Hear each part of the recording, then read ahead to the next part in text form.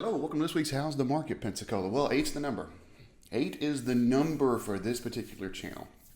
What is that magical number?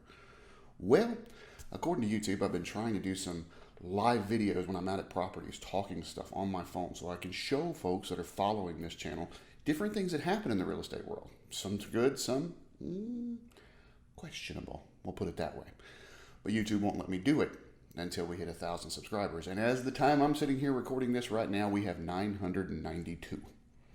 So if this show has ever brought any value to you, there's a little SW right down here. There's a little subscribe thing been flashing underneath it. But if you hit that SW, it'll hit subscribe. All right, do me a favor, hit subscribe.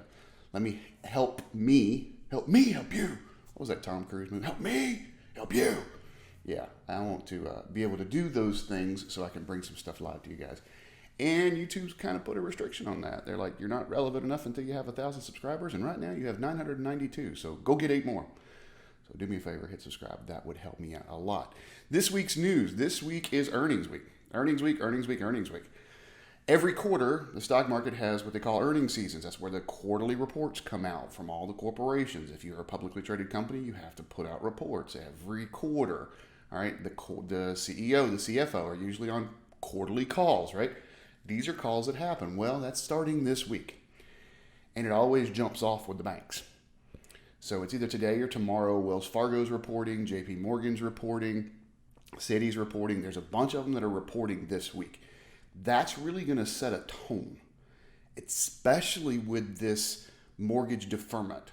Everybody keeps talking about how big this is, but if you actually look at the numbers of how many people are deferred and how many people have come out of deferment, it's much smaller than the media is making it out to be. Much smaller than the media is making it out to be. There's not going to be another foreclosure crisis. There is like 0% chance. And I'm not the only one saying that.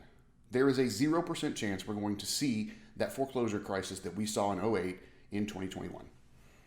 Yeah, I'm on record right now saying 0%. We're not going to see that. Are we going to see a couple of foreclosures come up? Sure. But we also saw foreclosures come up in '05 and '06 when the market was booming. There's still people that let it go. They don't understand things. Are we going to see that same massive drop in values? No, we're not. So if you're waiting for the foreclosure crisis to happen and so you can gobble up foreclosures, stop. Could we see some inventory increase as people come out of forbearance? Yeah, maybe. But let me make sure that you understand this. It was a 12-month forbearance. So you got 12 months. You could take it 6 months and they give you a 6 months extension. Well, come January this year, the current administration said we can give you 3 months. So we may not even be seeing that till October, November of this year. Okay, so that's part of the reason we still have an inventory problem. The other part is people just aren't moving right now. They are worried about buying a house before they list their house, which is understandable. I get it. You got to not be homeless, but that's part of our problem. So listen to what the banks say. I would just, if you're really interested in listening to it, I usually listen to Jamie Dimon. He's the CEO of JP Morgan Chase. I'm a shareholder of Chase, full transparency. I have bought Chase for years. Listen to Jamie because Jamie's been in that position well before the crash. So he was in the position during the boom, the bust, and he has held it. So he's kind of been there, done that, like I have. All right, not at that macro level. I've been down here at the micro level in towns in Florida. But he's at the macro level, so I kind of listen to what he's going to because it just makes sense. And he talks about the LTVs of his books at JP Morgan Chase being more like 55 and 57% loan to value this time around versus 90, 95 in '08. That's why I know there's a 0% chance. It just is. But we are seeing a little bit of inventory creep up, not much. There's still some price points that are desperately low. But I am starting to see a little bit of inventory, which is making me so happy because we need inventory. That is our biggest problem right now. I've got a couple of buyers looking at Pensacola Beach at particular complexes, and I have mailed to everyone there going, at what price are you a seller? Now, one person reached out and said $10 million at yours. Well, it's not a $10 million complex. So I understand you don't want to sell, and it was a joke. And we kind of laughed, and I was like, maybe one day. Today's not that day. And I don't know that it's going to be that day in my lifetime, but maybe it is. Who knows? I don't know. Just today's not that day. So we laughed, and he was joking anyways. I think he was just bored, so he called off the postcard. But I've got people looking at specific complexes. I've got people looking at specific neighborhoods, and just nothing's there yet. So anyways, let's take a look at our 2 counties now and see what we're at. Let's go.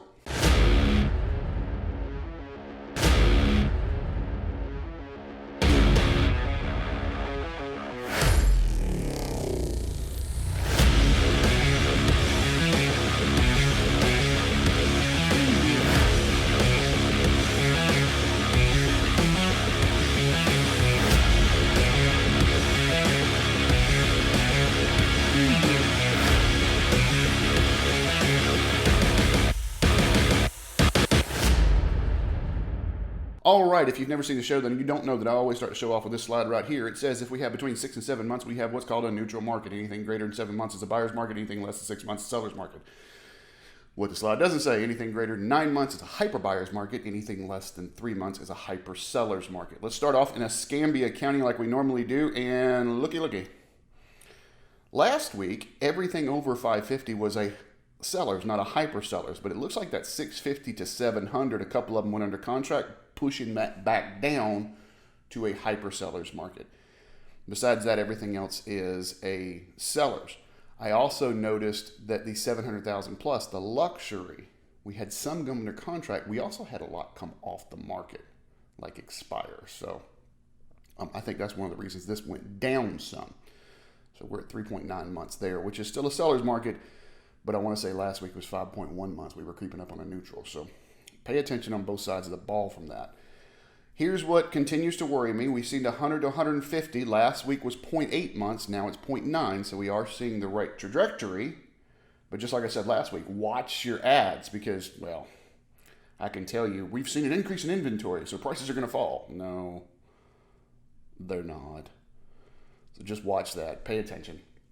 150 to $200,000, we got 0.4 months. 200 to 250 is 0.3 months. 250 to 300 is 0.5 months. So if you look at this, you have to get to $400 to $450,000 before you have a month's inventory. Like, we don't get more properties. We're out of houses by Memorial Day. Someone called me the other day going, hey, I want to see anything between 2 and 250. I got 29 properties in Escambia County. That's it. That's all over the county. And some of these have no business being here. Some of the sellers I've talked to are listening. They see that there's a small inventory and they put properties way up here. I have had to have tough conversations over the last week. It stinks when a client calls me going, hey, I've followed you on YouTube. I know you know your stuff. This is what I want to sell, and I want to sell it at X dollar amount. And I'm thinking the value's here, and they come in like, yeah, and I'm purposely putting my hand way above the camera angle here. Because it's a hyper seller's market, I think we can get that. No. Well, we can get a cash buyer to buy that. If someone has $600,000 cash and they see your property's worth $300, maybe $325, they're not going to spend $600. They have $600,000 cash because they know how to research stuff. And if they can look and get a $600,000 property, a true $600,000 property for that, that's where they're going to go. So don't take this as a green light just to go nuts. Can you push some? Sure. You can absolutely push some. But then you still got, especially if people are getting a loan, you got the appraisal. And we're not in an area where you're going to see people give you a huge $100,000 appraisal waiver. If you don't know what that is, it's basically where people go, okay, if it comes in low, we'll cover the difference in cash. That happens a lot down in Central Florida, South Florida, a lot out in California.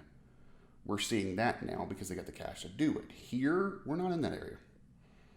So don't expect that here. You may see those all over the internet, but in this area, most of the agents, have I advised, somebody asked me about an appraisal waiver because I saw it on the show. It was a buyer of mine and was looking, and I think we had only come in $7,500 over.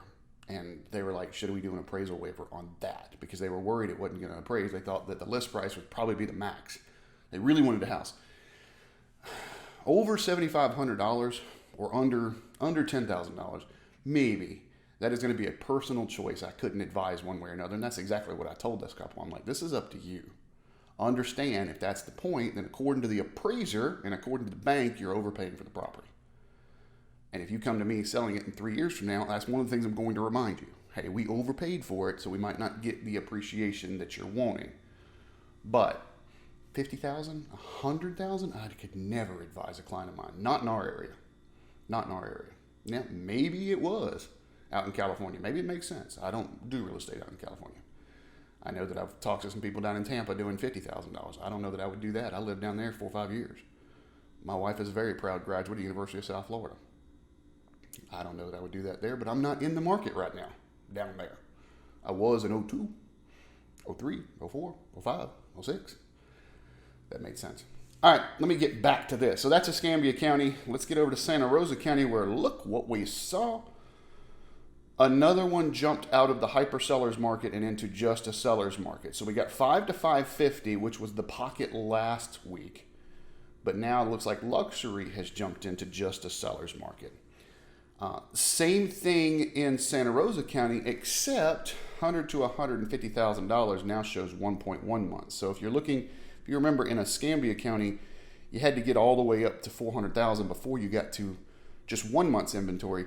We got a little blip here. It's $100,000, $150,000. You got 1.1.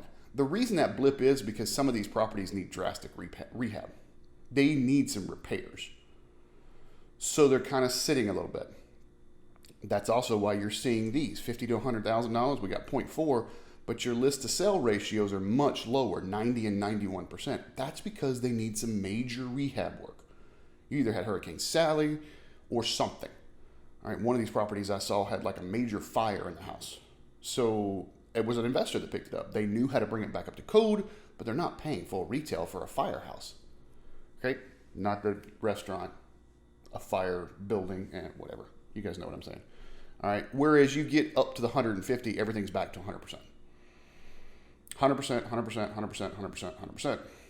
And some of these are actually going over. I think the report's just saying it's 100%, but I know for a fact they're going over because I've seen them go over. So 0.4 months, 0.2 months, 0.3 months. There's only 223 active in Santa Rosa County total, which was more than last week. How many are active in Escambia County? There's 300 active total in Escambia County, which is less than last week. So even though these, well, this one went back down to a hyper sellers. Even though I've seen some individual price points jump up a little, our total inventory level in Escambia County is actually less this week than it was last week. Santa Rosa County, slightly more. Still a hyper sellers market, so get that when you're negotiating, both on the buyer side and the seller side. All right, that's the numbers this week. If you have not checked out our couple of new programs, Instant Offer Program or Certified Pre-Owned Program, I'm going to put some links down below to make sure you can check those out. Go check them out. It's interesting stuff. I've gotten a few phone calls off of those going, let's talk about an instant offer. I think one of my instant offers that just called up was, it was a couple out of Kansas City, I think it was, that just inherited their folks' property. They haven't been to Pensacola in 15 years. And they've just inherited this property. And they're like, we have no idea what it's worth. We've inherited it. I know it needs some repairs because there's a bunch of delayed maintenance. We've been told needs to happen. I don't want to deal with any of that. What can we get as is? What can we get as an instant offer? And we're working through it. We give them something that actually made them pretty happy. So that worked out. And then our certified pre-owned actually drew even higher rates than some of these. So we put one of our first properties as a certified pre-owned property on the market. And we get multiple offers pretty much. The way I set up marketing, we get multiple offers pretty much on any property that's priced halfway decent. That certified pre-owned, though, went crazy. And that's something that the seller doesn't pay for. But it has gone nuts now because now we're taking a lot of the questions out. Reach out to me if you're interested in that. All right, that's all I got for you this week. Thanks for watching. Have a great week. I'm a man on a mission. My mission is to help people break through all the noise out there and Don't need no permission. I want to help you get to actual truth. Don't you just want the truth?